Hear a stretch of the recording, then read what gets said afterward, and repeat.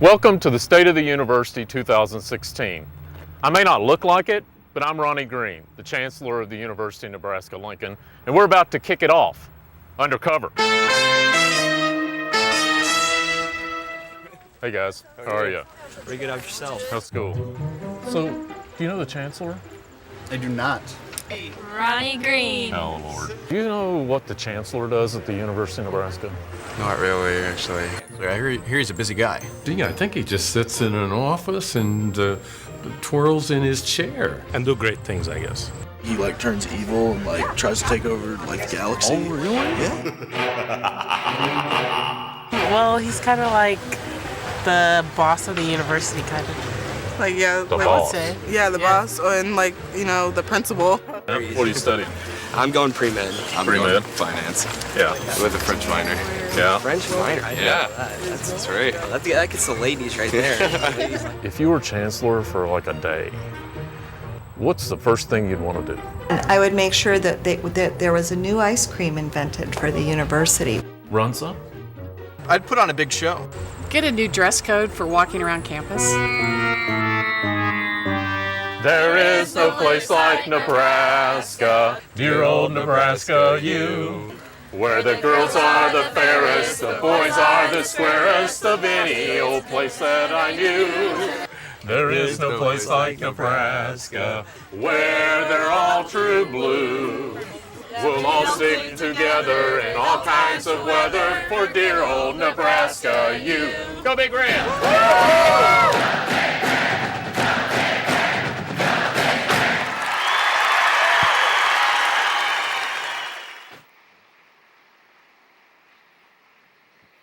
Ladies and gentlemen, please welcome the 20th Chancellor of our university, Ronnie Green.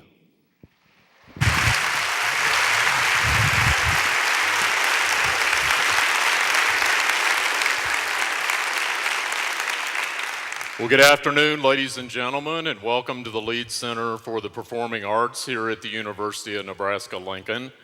It's a real privilege that we have every year at the beginning of our year as we settle into the 2016-17 year for us here, to take a breath, to step back, to assess, to take stock of the progress of our university in the past year, and this year in particular, I would say perhaps equally importantly, to look out to the future of our great university in the years ahead. You know, when I assumed the role of Chancellor over the last few months, I have to tell you that this is an opportunity that I didn't ever dream that I would have the chance to have. To be able to give back to a great university who has given so much to me personally, to my family, to literally hundreds of thousands of alumni around the world, and indeed, as we'll talk about today, to all of the over 1.8 million people of the state of Nebraska as we speak.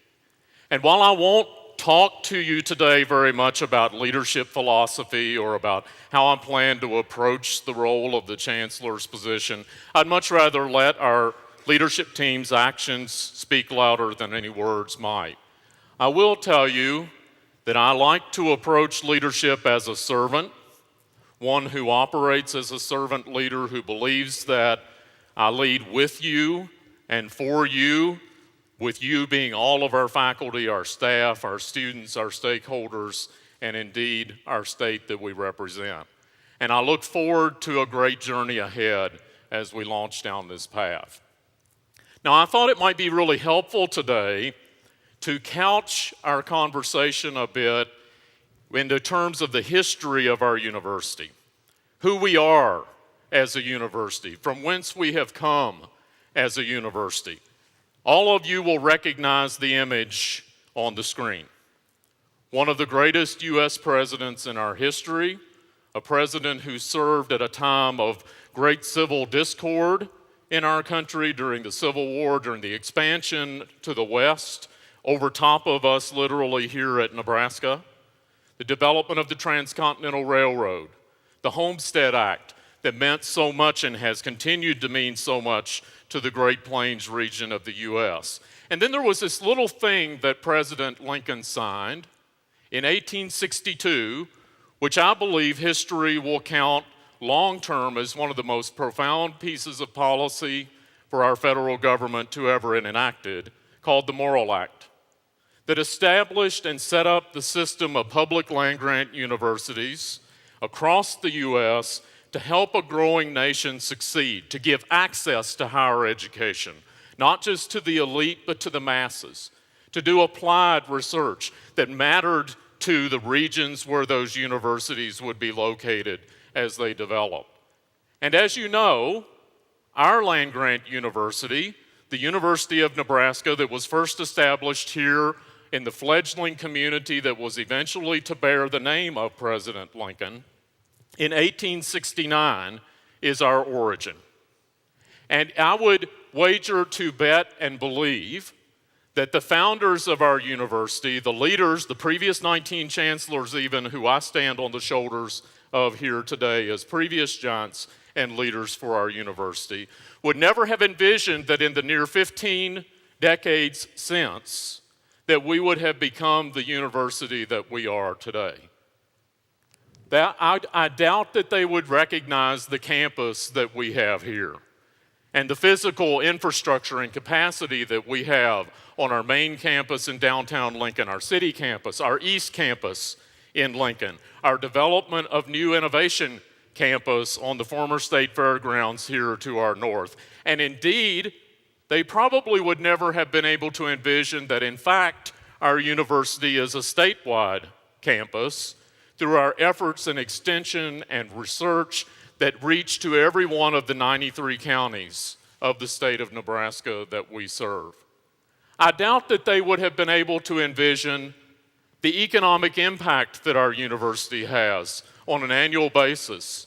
Now a university that's made up of 4 campuses spread throughout our state, plus the Nebraska College of Technical Agriculture at Curtis, the UNL campus alone contributing over $2 billion in economic activity and impact to the state of Nebraska annually by our most recent estimates. And if you put together our sister campuses at UNO and UNMC and UNK and NCTA, that number is closer to $4 billion in economic impact from public education in our state.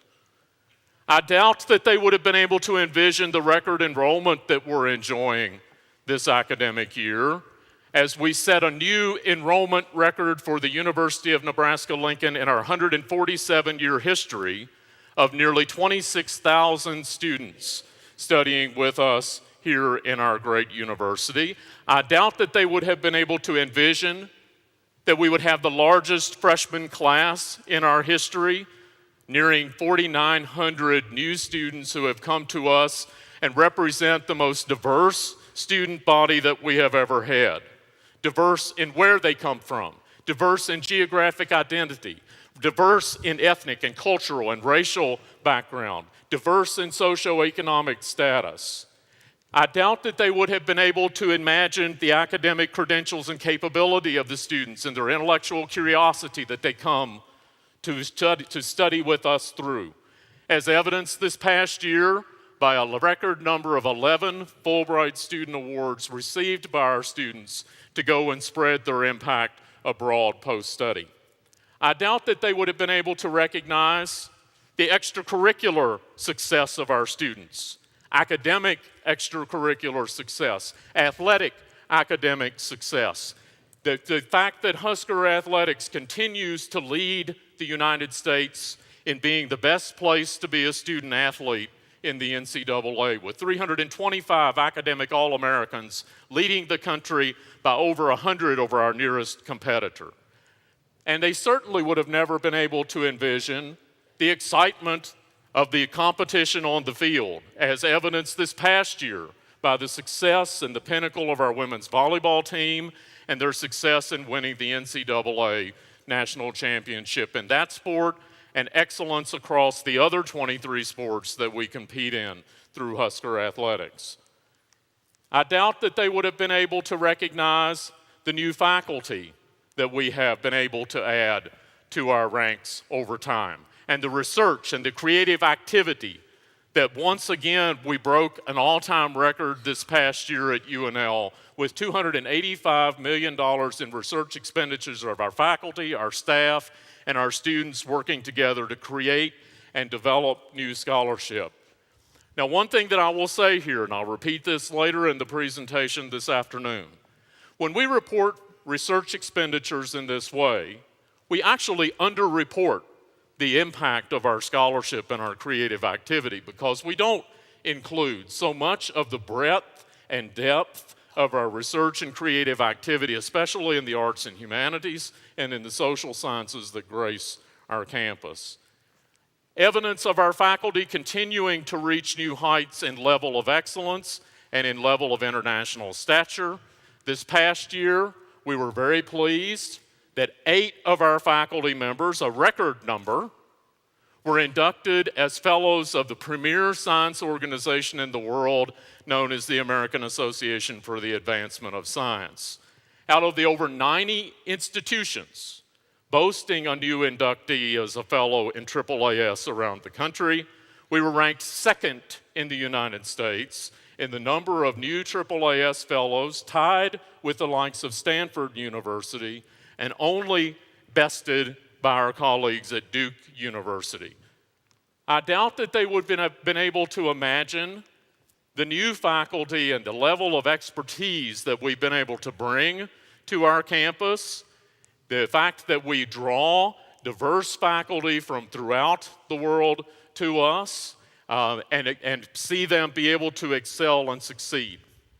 I doubt that they would have imagined the level of support that we enjoy from donors, from alumni, from stakeholders of the university, and indeed from our very own state of Nebraska, and the fact that we are amongst the very best supported institutions of public education in the country from our state and the citizens here. I had the pleasure this morning of attending the funeral services of one of the greats here in Lincoln, Dwayne Ackley, the founder and developer of Creek Carrier Corporation, who exemplifies in so many ways through his life the service of giving back to the university. We lost him this year. We lost Jim Seacrest. We lost Dick Holland, longtime supporters of our university that as servant leaders have given so much back to our academic programs over time. As I mentioned a moment ago, we welcomed 162 new faculty in our new faculty orientation just a few weeks ago put on by Academic Affairs. And as this slide depicts for you, a richness of diversity and background in terms of disciplines and expertise and where these new faculty are coming to us from to increase the excellence of our work here at the university for decades to come. And of course, we are very blessed here to have a very large UNL family, a family that is made up of faculty, a family that is made up of staff, a family that is made up of students. Faculty and staff alone, we have a family of 6,427 of us, reaching for the highest levels of excellence in meeting our tripartite mission of teaching, research, and outreach and service to our state, region, and world. And as you know, in recent years, our tradition has been that tied to the State of the University address, we have recognized the 5-year marks of service for our faculty and staff, tied to or a prelude, if you will, to this conversation and dialogue of the state of the university. We decided this year to do that a bit differently and to localize that down into the academic colleges, into the divisions and the units of the university so that it would be more personal and we could go out and spend time in those colleges with our servant leaders. But I do want to take some time today to recognize a very elite group of servants to the University of Nebraska-Lincoln, those who have hit their 40, their 45, their 50, and indeed in the case of one, 55 years of service to the University of Nebraska-Lincoln. And as I ask them to join me on stage for you to thank them for their service, please enjoy this video tribute to them.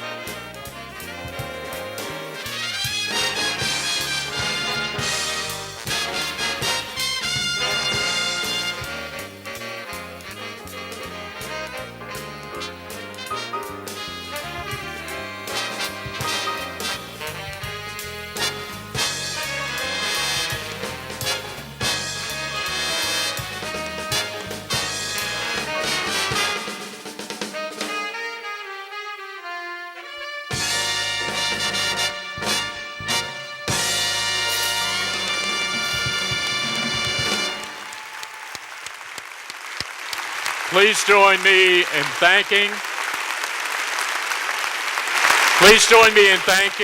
over 1,170 years of service represented by these servant leaders to the University of Nebraska.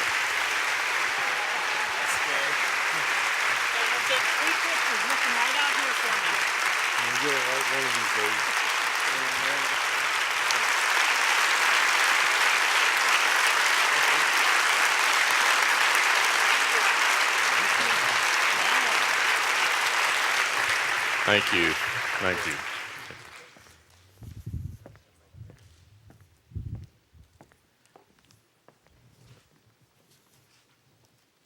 I also want to do one other shout out before we move forward. In thanking a team of faculty and staff who have worked now for a couple of years in preparing us for our reaccreditation with the Higher Education Learning Commission. As you probably know, our university is accredited on a 10-year rolling basis by the HLC. Our last accreditation was in 2006, and we have a very important site visit coming up the week of October 24th, just about a month from now, of the reaccreditation evaluation team from HLC that will be working with us in this process moving forward. It has been a huge amount of love and labor on the part of a team that has been led by Lori Bellows, our Acting Dean of Graduate Studies, Amy Goodburn, Associate Vice Chancellor in Academic Affairs and Interim Dean of ASIM, and Renee Batman, Associate Vice Chancellor in Academic Affairs. They've led a core team of 80, and over 300 of our faculty and staff have been involved in developing the documentation and the assurance statements and working toward this reaccreditation process. So I would ask any of you in the audience who have been part of that process, please stand, take a bow, and accept our thanks for your work in our reaccreditation. I know you're here. Stand up.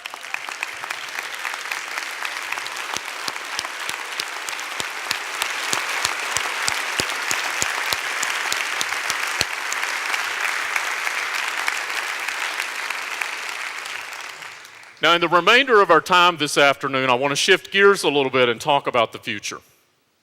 And as the slide behind me shows, I believe, as I said the day that President Bounds announced the appointment of the chancellor's position, hard to believe now, 5 months ago, that I believe the best days of the University of Nebraska-Lincoln lie ahead.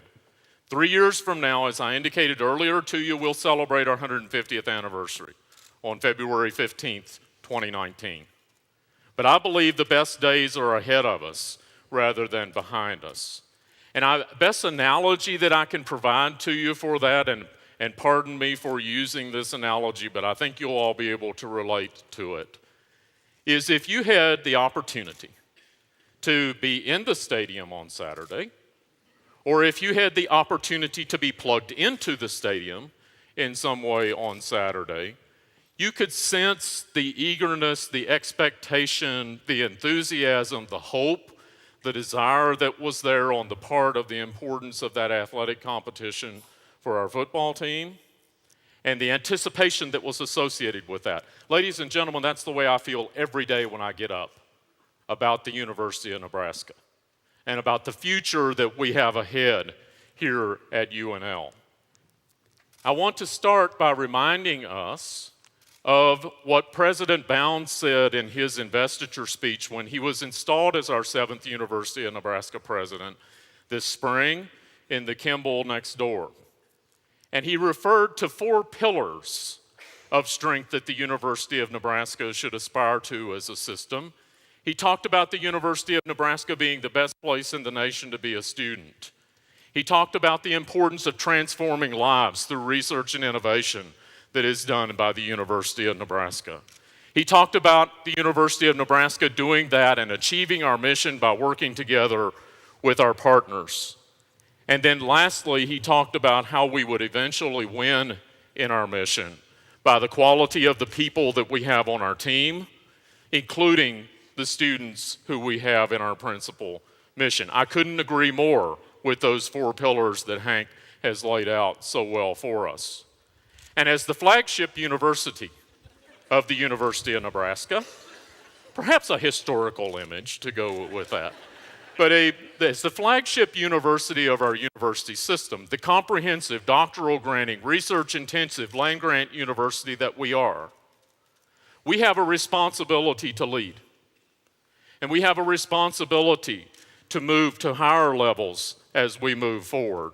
And I believe that in those days that are ahead for us, as we think out to the quarter-century mark that is ahead, and I'll frame most of my comments here in the remainder of the presentation in that kind of context, thinking about 2025, thinking about that quarter-century mark that is ahead of us, that while we are a global leader today in many respects at our university, that we should seek to become a global leader on the global stage of higher education and scholarship in ways that have been unsurpassed by us previously. And I believe we will see that happen in the future. There has also been much made about our maturity into the Big Ten Athletic and Academic Alliance. I can remember distinctly, because I was a brand new administrator here at the university in 2010, when we had the opportunity to become a part of this great collection of universities, most of them public, across an 11-state now footprint that makes up the Big Ten, 14 of America's greatest universities. The flagship and/or comprehensive university in each one of those states and/or land grant in those 11 as part of this Big Ten Academic Alliance.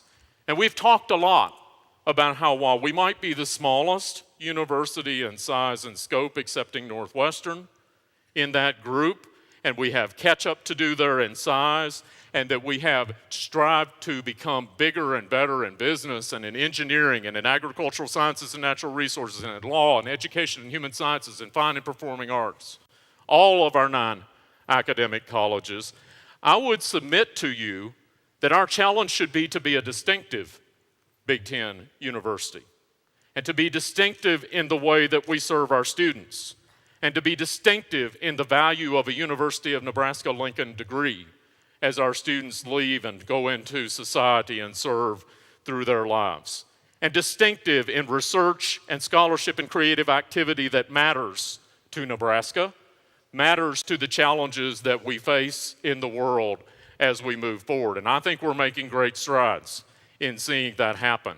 Evidence most recently of our College of Business Administration jumping significantly in the rankings nationally that we're so proud of and glad to see, and we'll see those same kinds of things happen in a number of our colleges in the future. Now I want to speak a little bit to growth and how we anticipate looking when we hit that 2025 mark. And I'm going to qualify my statements here right up front and say the numbers that I'm going to show you are targets. They're not refined numbers at this point. We have a lot of work to do ahead of us to strategize and refine these numbers. But I want you to feel the direction and the direction that we feel we should be moving as we move forward. Enrollment. We celebrated this record enrollment for our university campus a few weeks ago. We've already talked about that, 25,897 students. This graph shows you that trend since 2000. So the beginning of the line there is the year 2000. And you can see that we are beginning to trend up, a goal that we have had now for a number of years, as you know. As Chancellor Perlman laid out 5 years ago, a goal of seeking to have a 30,000 student campus here at UNL. And you'll see that as I think about 2025, 9 years out in advance, I think that number is probably too low. And that we have the opportunity to become a bigger campus in terms of student impact and through student success that I'll talk a bit about here in a moment, closer to the 35,000 student mark. If we look at the demographics and the change in our student body over the last number of years, we know that we already are changing in very positive and successful ways. And I'll show you a few of those statistics here in these slides. Non-resident students to Nebraska that have come to our campus in recent years. These numbers that you'll see reflect 2007 in the lower number, 2016 today in the upper number. So the previous 9 years of time, if you want to think about it that way, as we're thinking about the next 9 years ahead of us. 22.4% of our students in 2007 came from outside Nebraska. This year we hit 31.4%. It is our expectation that that number will continue to trend up as we bring more talent to Nebraska from around the country and outside the country, indeed, in our international enrollment. That's a win for the state of Nebraska. That's a win for bringing talent here and bringing high capability students to come here and study and then hopefully stay in Nebraska. We need to find creative ways in our state for that to be the case. International enrollment, 5.9% 9 years ago, currently bumping 11% of our student enrollment. And we know that we continue to see that increase. Our expectation is that it will continue to increase. I would wager to you that perhaps we need to diversify it further, as we are very concentrated in a relatively few countries of origin in our international student population today. I cannot be more pleased that Sonia Feigenbaum has joined us just recently as a new Associate Vice Chancellor for International Engagement and Global Strategy. She came to us from Brown University, and we welcome Sonia to our leadership team to help us strategize and think about this international enrollment as we move forward, as well as international engagement of our students abroad, as well as engagement in our research programs abroad. Our minority student enrollment, underrepresented minorities made up just 8.6% of our enrollment 9 years ago in 2007. Today, we're at 13.4% minority enrollment. That is a number we will work to continue to increase, which I hope will hit at least 20% in that 9 years that we have ahead. I couldn't have been more pleased just a little over a week ago in this very venue here at the Lead Center, where we hosted 2 groups of our freshman students for the Husker Dialogues, put on by over 300 volunteers from our faculty and our staff, to have small group discussions amongst our freshman students, the majority of our freshman class in attendance between those 2 sessions, to talk about the meaning of diversity and inclusion and how to relate to a diverse environment, and to have those conversations in ways that are rigorous, that welcome all perspectives, and that allow us to expand our horizons from the richness and diversity of the background of all of our people here at the university. We also have work to do ahead, and this is an area that I'm going to point to very heavily in a time period ahead for us in student success. Recruitment has been very successful.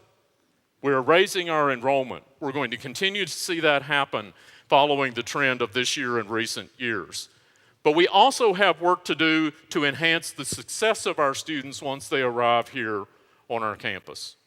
And if we look at our retention rate of our first-time freshmen to their sophomore year, we have hovered in that low 80 percentile range for some time. Last year, that number was around 83%. We should commit ourselves to that number exceeding 90% of that success of first-time to second-year students. I would hope that as we grow our enrollment, that this problem we have of already having outgrown Pinnacle Bank Arena for commencement in May will be a real problem, and that we'll need multiple commencement exercises for the venue that we have, because we will have worked very hard to increase our graduation and matriculation success of our students. Currently today, we are at 67% in 6-year graduation rate as reported federally. And if you know that statistic, the way we report federally is the number or percentage of our incoming first-time freshmen who graduate within 6 years from UNL, who start at UNL and who graduate at UNL. If you roll together the students who graduate with a 4-year degree who start in that cohort, we're well over 80%, which is much better in terms of thinking about it from that perspective. I would wager to you, though, and I know I'll hear some gasps when I say this, but I believe it in the depths of my heart, that we should shoot for an 80% graduation rate, not only in 6 years, but culturally in 4 years.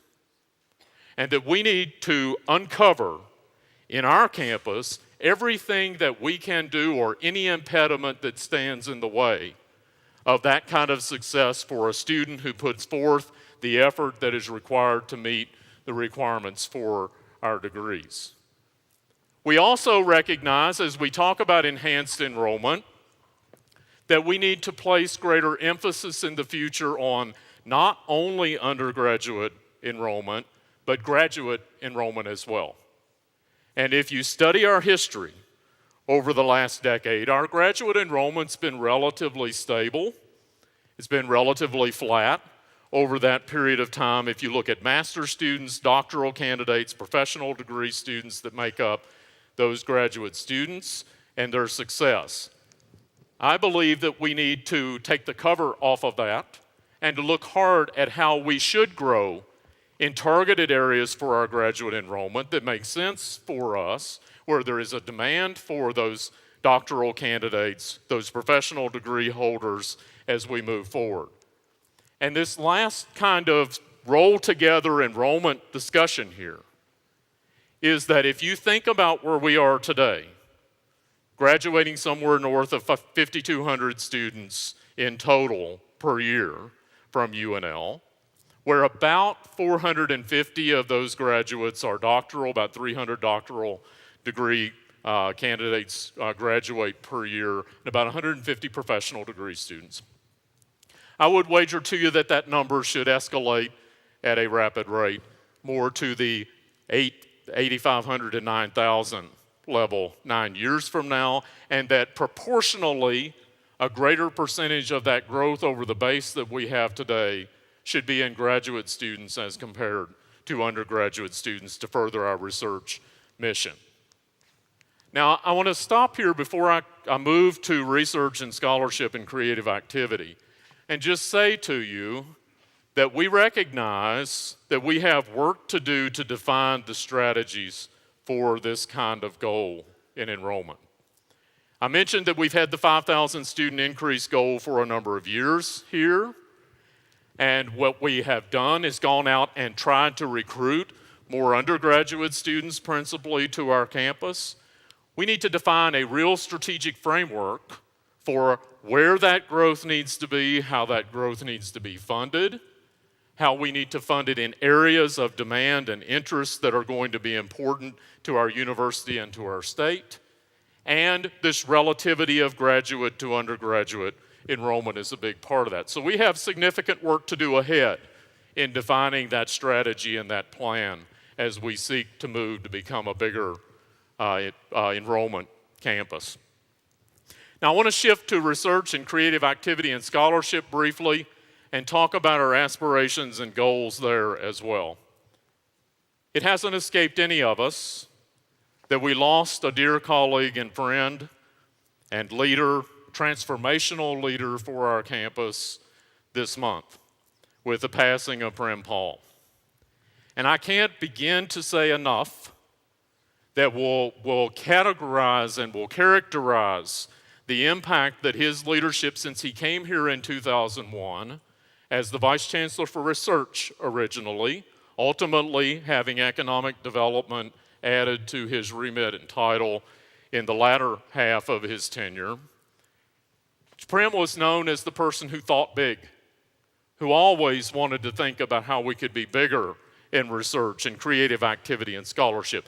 He was, some would refer to him as the Vice Chancellor of Enthusiasm, as you may have heard in our tribute to him on Saturday during the football game.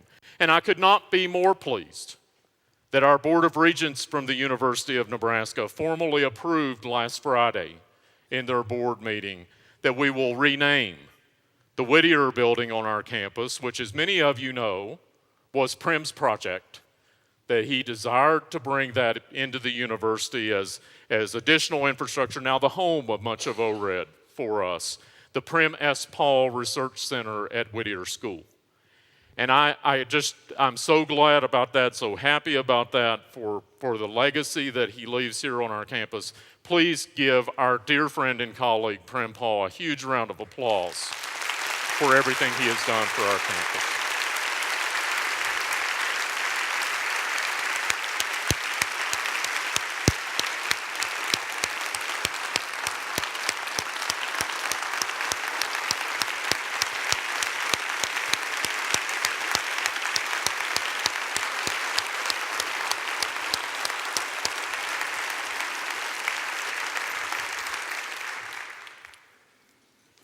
And the numbers bear witness to Prim's transformational ability for our campus.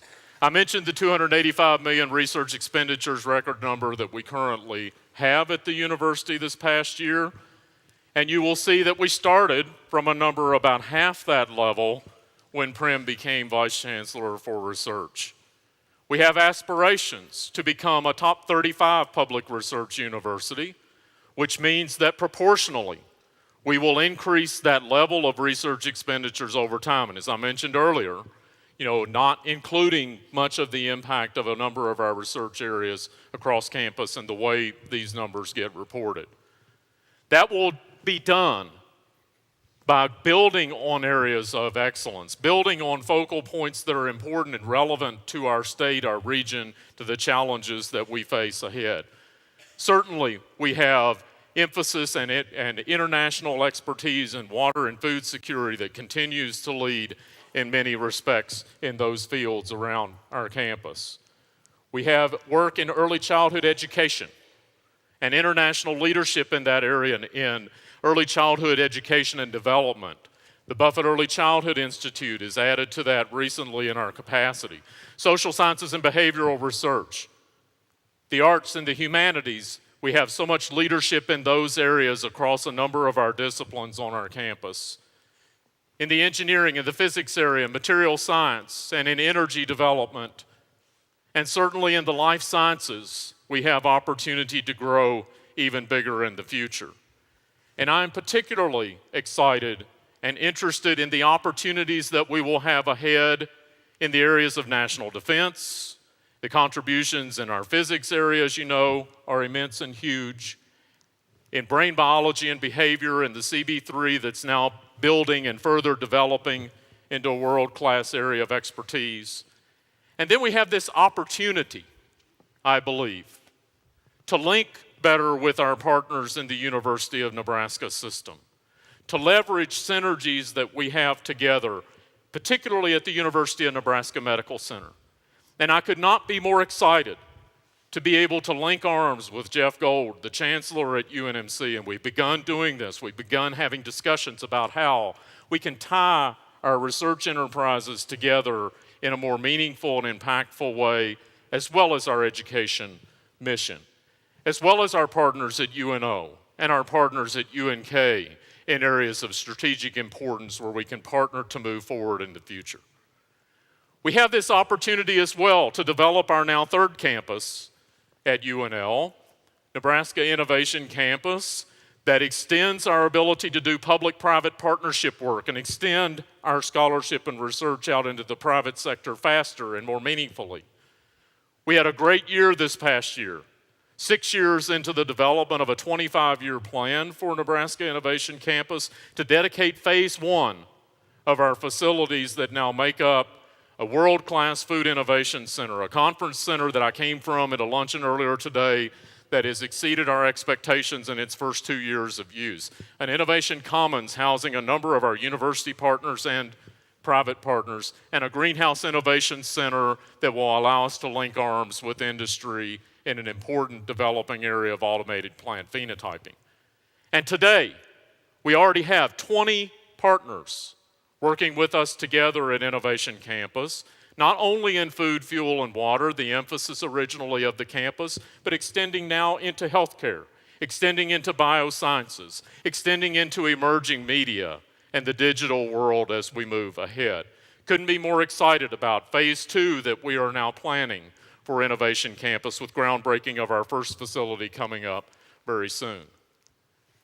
We had the plan over that 25-year period for Nebraska Innovation Campus that ultimately we would have 1.5 million square feet of space that would house our public-private partnerships on that campus. That's 19 years from now ahead of us. Today we're at 380,000 square feet in that initial phase one plan, where about 75% of the activity there today is with the university, 25% with our partners.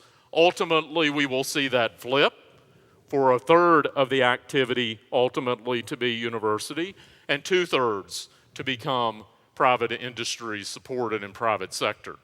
We could have never gotten this started without the $25 million of support that was provided to us by the state of Nebraska to enable us to develop and get this first phase of Nebraska Innovation Campus underway.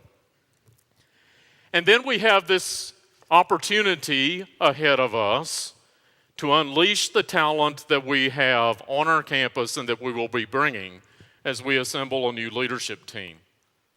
I'm sure it hasn't escaped you that in order for us to grow at the levels that we aspire to in the years ahead, that community of 6,427 will be bigger in the future. I don't know if 9,000 is the right number, but it certainly will have to be bigger to deliver on our tripartite mission in faculty and in staff. And we have strategy to develop for how to make that happen and tactics that we will have to use to move forward in that way. We couldn't be more fortunate to be led by a talented group of academic leaders. These are the deans of the 9 academic colleges and other units of our campus. And you will recognize a number of new faces on that slide. We've welcomed Kathy Ankerson as the new dean of the College of Architecture this summer to come and lead that college into its next era of development. We've welcomed Lance Perez as the interim dean of the College of Engineering on a 2 or 3 year appointment to work with the college to develop its plan for elevating its stature and moving forward in the future. Richard Moberly, who stepped into the role as interim dean of our College of Law earlier this year and is doing a wonderful job for us as we move through transition of leadership in that college. Beth Dahl, who stepped in as acting dean of our College of Education and Human Sciences, following Marjorie Kostelnick's service, being willing to serve in an interim capacity as she's doing as Senior Vice Chancellor of Academic Affairs. So we've got a wonderful group of leaders here. Also should mention Lori Bellows as Acting Dean of Graduate Studies that you see in that picture, who we're going to be asking to step up to leadership roles as part of our senior leadership in the university, to envision this future with us, and to, oh, by the way, do a lot of planning as we move forward. I know that you saw the announcement in the last couple of days, earlier this week, that we have been successful in attracting finalists for our 2 chief academic officer positions for the university, the first 2 big pieces of assembling that future leadership team for the university as we move forward. I could not be more excited about the 4 finalists you see on the screen for the Executive Vice Chancellor position, what we know now as the Senior Vice Chancellor of Academic Affairs. That title is being changed to reflect some difference in remit of that position as we move forward, in that the Vice Chancellor for Research, as we bring our next leader in that area, following Steve Goddard's willingness to serve as the interim leader at this time in place, will report to the Executive Vice Chancellor, as well as our Division of Student Affairs will move to reporting in an integrated fashion with academic affairs to whoever we select amongst these finalists. I also am very pleased that we will start on Sunday, just in a few days, with the interviews for the Vice Chancellor of the Institute of Ag and Natural Resources, our other Chief Academic Officer on the campus, and Vice President of Agriculture and Natural Resources for the University of Nebraska system. And we've attracted 4 exceptional candidates for that position as well. I would be remiss if I didn't say that we are very fortunate to have had 2 exceptional search committees working these positions. Led in the Executive Vice Chancellor search by Dean Joe Francisco of our College of Arts and Sciences, and Sherry Jones, Department Head from the College of Education and Human Sciences, and on the I&R search, Tiffany Hing-Moss, Associate Dean of Kasner, and former Senator and Governor Mike Johans. And what I'm so pleased about is that those searches didn't start until Memorial Day week of this year. And for us to be bringing 4 exceptional finalist candidates to campus for both of those positions in a matter of a mere 3.5 months is light speed work, as you know, and I'd like to do a huge shout out and thanks to the 25 members of each of those committees who have worked so hard over the summer to bring those candidates to our campus. Give them a round of applause.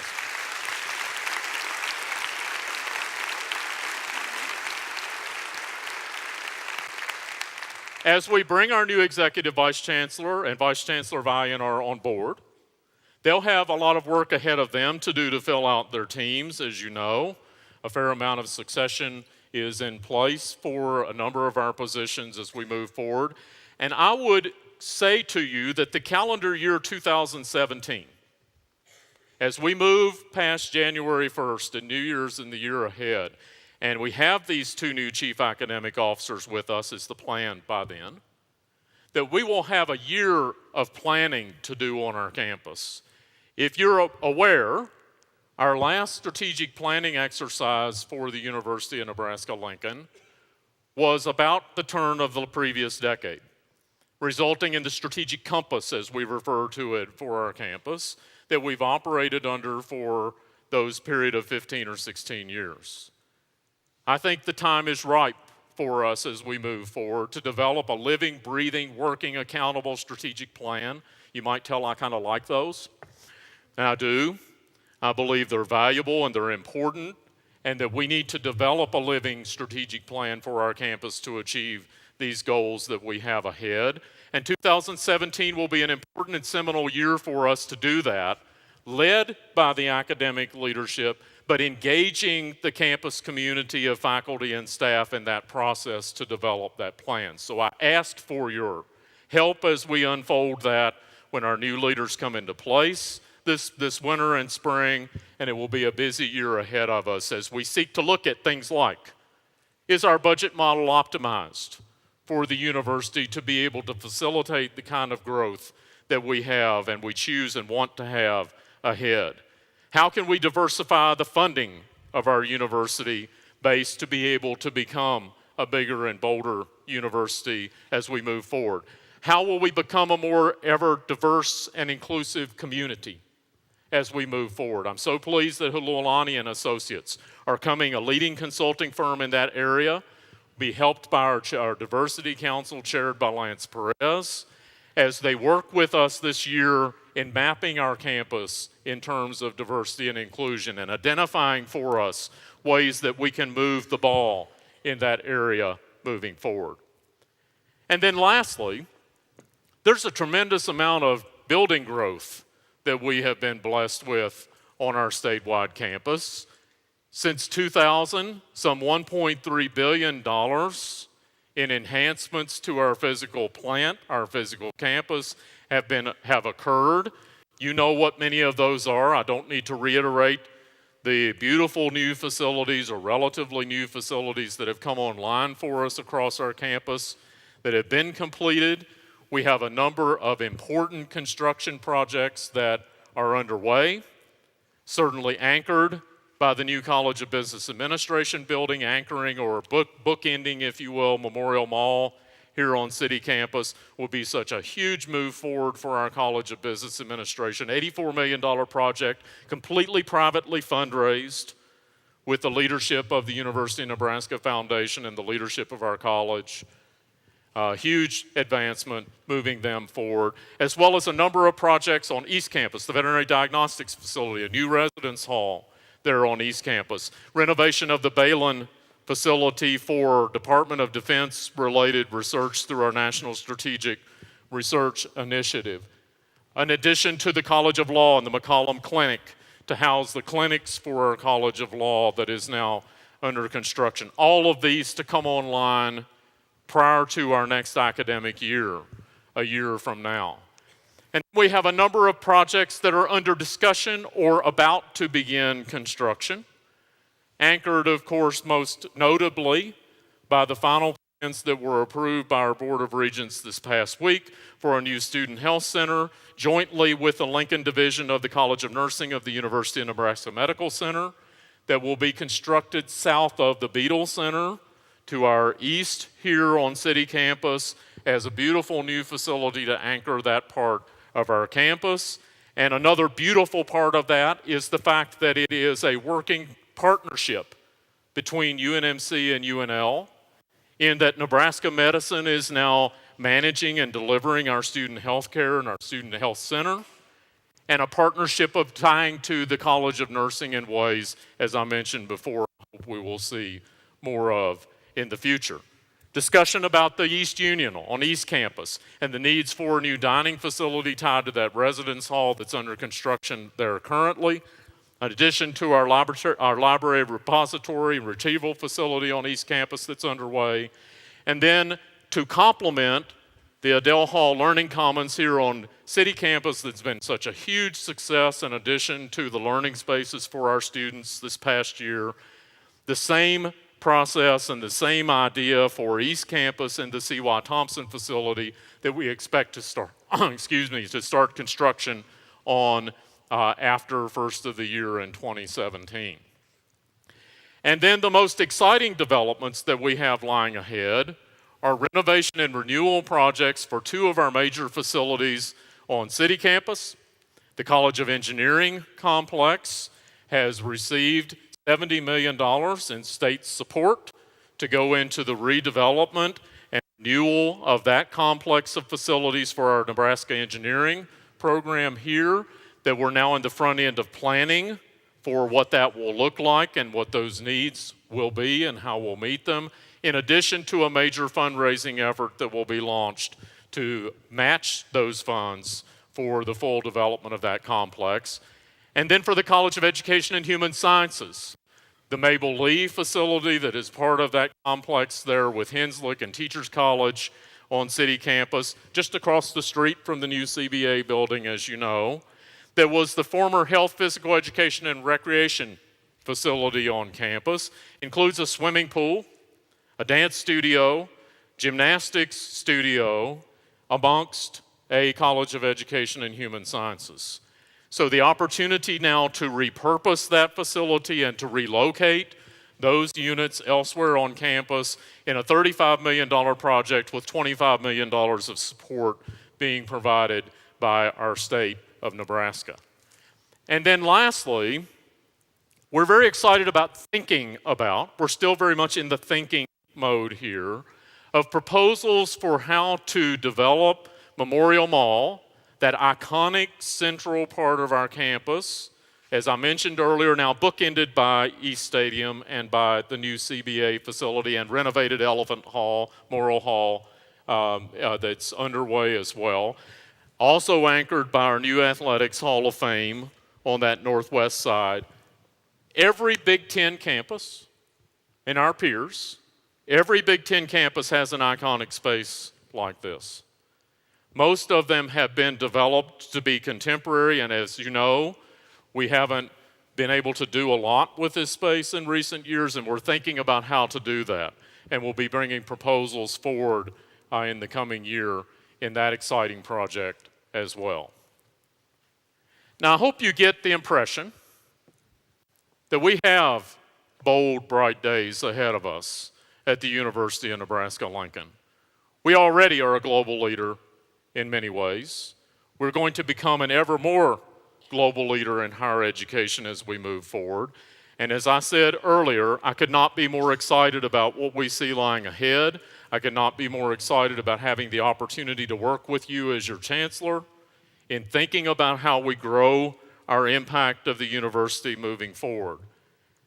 And I thought perhaps the best way I could close my comments today was just to use the words of our friend Sam Foltz, who we lost so tragically this summer. A Nebraska kid, a student who came here to study agronomy at the University of Nebraska and happened to be a pretty dang good football player. And if you remember, the tribute during our opening football game to him, to his family, on the part of his teammates, on the part of his coaches, and indeed the state of Nebraska and all of Husker Nation. You'll remember that the students held up the words that he was often known for saying to his teammates: to stay humble, to work exceptionally hard, and most importantly, to dream big. And that's what we're doing at the University of Nebraska. Go Big Red.